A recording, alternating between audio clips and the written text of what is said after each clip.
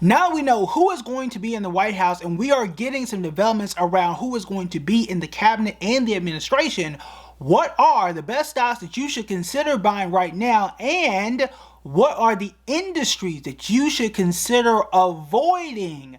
Let's go ahead and break it down. Now, as mentioned, a lot of these announcements are being rolled out, and it feels like every hour or two, there is someone new that is going to take over X, Y, and Z department, and some departments are brand new, and this is going to give us some glimpse into what is going to happen and how things may happen in the next 4 years or so. And this can help us to make a few investing decisions and educated predictions on how we should start to shape our portfolio. So, what are the best stocks? I have a few areas for you to pay attention to. I want you to circle these, take notes, get ready. This will go very, very quickly. What I am going to do is give you a high-level overview. Okay, I'm not going to mention every single stock out there, but I do have at least 5 to 10 that I am going to mention along the way. But again, it's not a comprehensive list. I repeat, it is not a comprehensive list because things are moving quite quickly and no one has been confirmed. So quick background here. How this works is the president-elect chooses people, puts them on a short list, and then these people go in front of the Senate. The Senate votes and confirms these people, and then they are officially in that office and they make those policies, so on and so forth. So that's how it works, all right? So you can announce somebody and they don't get confirmed, so that person is not going to be in that office. So these people may not actually make it all the way through. But let's first start off with finance stocks. Now, I have mentioned before, I do have some of my favorite finance stocks. Mine right now is KKR. That company by itself that I did tell y'all about, I've told y'all about for quite some time. It ain't new to this here channel. It ain't new to my portfolio. But it is up 50% in the last 6 months, up 135% over the last year, but it's not the only finance stock that you may want to consider.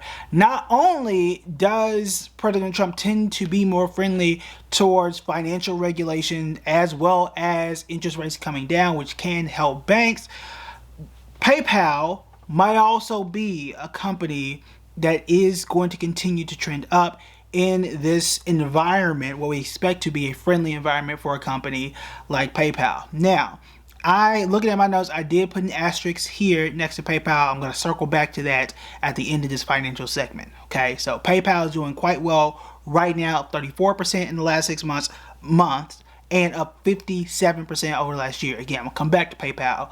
So circle that one, put an asterisk to it on your list. Write it down, all right? Next here is Discover Financial. DFS is the stock symbol.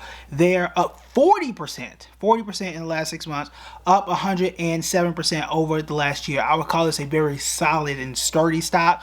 We did talk about this one maybe a year and a half ago. This was a value stock for us that we did talk about again about a year and a half ago. I did tell you about that. Okay, it was a value stock. We did a whole value, we call it chapter series on how to find value stocks, how to price them out. And there you go. There it is. Another company that you may want to keep an eye on. I like regional banks better. JP Morgan has never really been high on my investing list, but JP Morgan might be one that could be on yours. It's up 21% in the last 6 months and up 65% over the last year. Now, in a previous video, and I'll make sure that it's either at the end of the video or somewhere here, I, again, tend to gravitate. I think Fifth Third Bank was the one I talked about in that video, but I like the smaller regional banks for reasons I talked about in that video. They just have bigger spaces to grow. Again, it's not a comprehensive list. But again, financial stocks under this administration and the way they tend to gravitate towards and just have a lighter hand on regulation for investors, this tends to be a good place to be. For consumers, that's a different side of the coin, but for investors, this tends to be a good place. Circling back to PayPal, we have a very interesting relationship when it comes to PayPal. I loved PayPal and also Square back in 2021. Now, that was a long time ago, and they absolutely fell off the face of the earth since then. Now, again, we do, and we've been extremely consistent about this on this channel, we like to look at the last 6 months and over last year. That means more today right? What happens in that time frame means more now than what happened 3, 4, 5, 10 years ago. Duh, right? But back then it was $290 a share or so in April, between April and June of 2021, and it ain't recovered since. It's about $85 a share at the time we're doing this video. It has momentum now today, but I am being transparent as I always am. I got PTSD, okay, from investing in PayPal today with my own money. Even though when I'm looking at it, it looks investable. I see it hitting 52-week highs. I see it moving in the right direction. And I actually didn't even lose money, I don't think, from PayPal because we got out of it early. I can go back and watch the video and say, hey, this is not trending in the right direction. I don't know why PayPal is falling. Let's go ahead and get out of it now before things get worse. And it absolutely got worse. And I said at the time, I don't know why PayPal was falling off. I didn't know why Square was falling off, but we got out when we did. And thankfully we did, because it still has not recovered. From $290 to $80, $85 or so a share is still ridiculous. Perhaps this is a trend in the right direction. It eventually gets back up to that near $300 a share mark. But I'm just telling you now, again, logically, where it was 3 years ago, almost 4 years ago, means nothing for how well the stock is doing right now. That is the truth. Emotionally, realistically, I'm just telling you, that's just how I feel, okay? That's just how I feel, okay? So, does it matter? No. I'm just saying it out loud.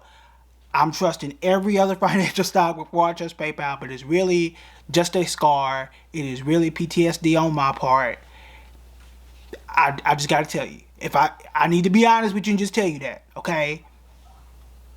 I need to be honest. All right. I'm telling you all the stuff that's on my mind, okay? There you go. All right. So next here are tech stocks. I think, I'm not going to say all tech stocks. Clearly, it's not all tech stocks, Intel. But tech stocks are going to be a sector that you absolutely want to pay attention to in this time. I'm clearly, again, not going to name them all. But FICO, I've told y'all about multiple times. I don't yell it out all the time. It is my I'm not gonna call it secret, because on public you see my entire portfolio, okay? So, you see my entire public portfolio there. But I had FICO for a while. FICO at this point in time up 74% in the last 6 months, up 129% over last year. I think this is gonna be year 2. I think moving on. If I hold it through December, this might be year 2. I think of holding FICO. I did tell y'all when I bought it. Y'all know when I start to make those moves. I also put a post out in our members only around a move and a few tweaks that I am making into the portfolio. You get benefits from being in members only, including getting videos like these a bit early. Palantir, we have been talking about Palantir a little bit. We've been talking about it for about a month and some change now. The company is up 182% in the last 6 months, about 200% in the last year. Just another very good tech company. And then GoDaddy. I have talked about GoDaddy. I have yelled that one out moderately, wouldn't say loudly, but moderately, up 38% in the last 6 months and up 109% over the last year. That one has done, obviously, quite well. Again, that ain't all of them. Obviously, we have the semiconductor stocks. Many of those you could mention. We're not going to sit here all day and talk about every single tech stock that is out there. Those are just a few of them that I feel not everybody is sitting here talking about. All right. Next category you absolutely want to pay a lot of attention to, energy stocks. I mean, Trump himself has said that he's going to let everybody else take care of stuff. All he wants to do is drill, feel how you want to feel about that. But when it comes to energy stocks, I have talked a lot about how billionaires are buying energy stocks. I've talked a lot about energy stocks. I will say, and I have kind of mentioned this here and there, I do think some of those top energy stocks have shifted at times. So there are times where I'm like, hey, it's NRG. I've sold off a little bit of that, and I've gone to other energy stocks here or there. Target Resource Group is creeping up on that list. I have mentioned that in that energy stock video. If you want to go back and see what those stocks are and if they're still good, you can check out this video here. But Targa, TRGP is the stock symbol there, is up 70% in the last 6 months, up 125% over last year. Okay, that is the one that is creeping up into my top 3 energy stock groups, I guess, or however you want to phrase that. Okay, top energy stocks right now. But of my top 5 or 10 energy stocks, again, they tend to shift depending on what day I'm looking at it and how these stocks move.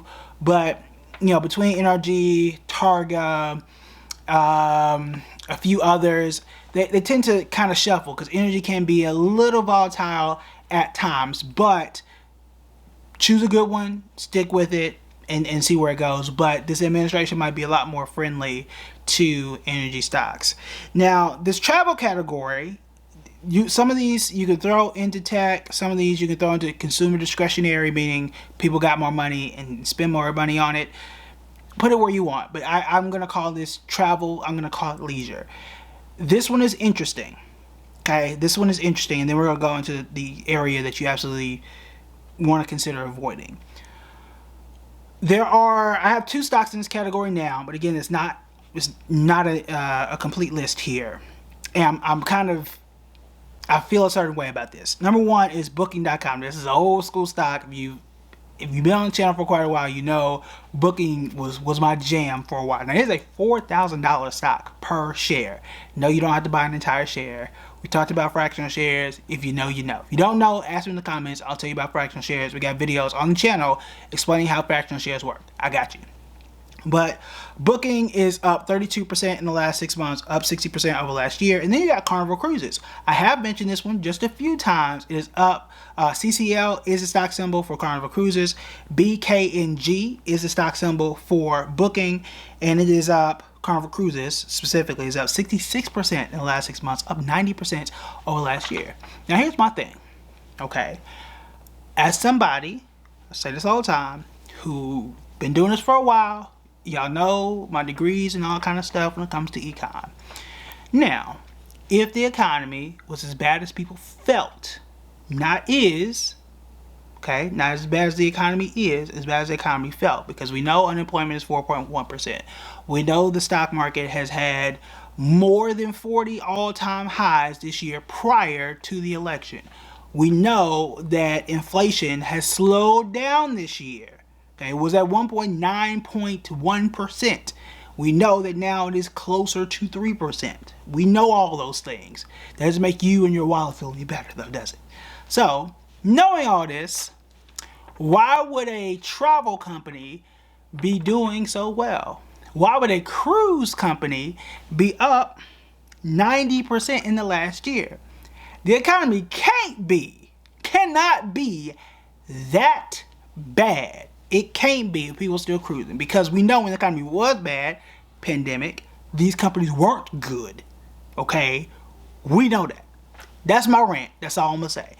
So, what are the areas and the stocks that you might want to avoid? And specifically, I want to stick to industries here because you can drill down and get very, very specific, but I really want to kind of take a higher level look. Before we do, don't forget, check out my free class on how you can build your 6-figure investing plan. It's extremely important now as we are about to turn the calendar on 2025. The class is free and we take you backwards on how to build that 6-figure plan. But first, what are the things you need to do to set yourself up for success? And based on your budget, how do we work backwards? What are the things you need to invest in? How long do you need to invest? And all those things are going to help you to figure out how to build that plan to hit that first 6 figures. Because once you do, that is when investing really gets fun. So sign up. The link will be here. Totally free. You get to ask questions and everything in between. The link is also in the description below. All right. So earlier today, he announced that he's going to nominate RFK Jr., Robert F. Kennedy Jr., I think it's Jr., to the Health and Human Services. There's a lot going on there. However, on the news of that, I think it was Moderna and Pfizer, if I'm not mistaken, those stocks sank almost immediately, which is healthcare. I would be concerned about investing in healthcare stocks. Now, that being said, that does not mean all healthcare stocks everywhere be concerned about, because remember, those tend to be more defensive. 4 years is a long time. Okay, it's not sell everything all the time. Like I've talked about healthcare equipment companies, talked about surgical companies. Like, you are still going to need some of those things. However, depending on their stances around if he is confirmed, how he implements any policies, and where they go around certain things, I would be a little bit more concerned. But companies like Moderna, companies like Pfizer, companies that are more experimental and vaccine focused, I would be a little more concerned, because if you are trying to get a new drug on the market and they're not, as excited about that, then I'd be more concerned. Okay, so I don't think you should push any panic buttons. But if you're somebody who only invests in healthcare stuff, and does the only like healthcare technology, healthcare AI, that's all you invest in, I would be concerned. Okay, didn't say sell, didn't say panic. I just said I would be concerned, and I would diversify just a bit. That is my concern if I were in that particular space. If you want to have any other things that you may want to consider investing, because I did put out a list of companies or that are election proof. One of those being Netflix, that is also doing quite well and did hit an all-time high, if not today. I know it absolutely did yesterday. This is the video that you want to check out next.